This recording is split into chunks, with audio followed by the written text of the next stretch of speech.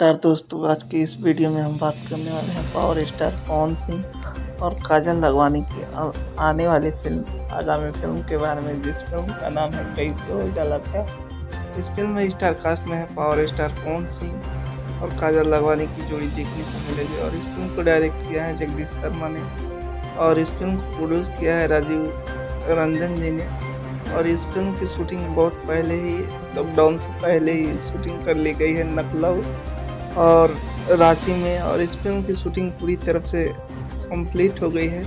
अब इस फिल्म का डबिंग और एडिटिंग का भी काम पूरा हो गया है। बहुत जल्द आप लोगों के बीच इसका ट्रेलर आएगा और लॉकडाउन ख़त्म हो जाएगा तो ये फिल्म भी आप लोगों के बीच रिलीज़ होगी।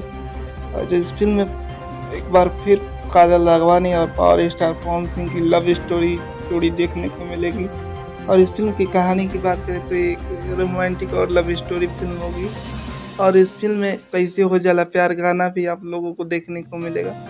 तो आप लोगों को काजल राघवानी और पावर स्टार पवन सिंह की फिल्म कैसे हो जाला प्यार का नाम कैसा लगा, कमेंट करके बताएं।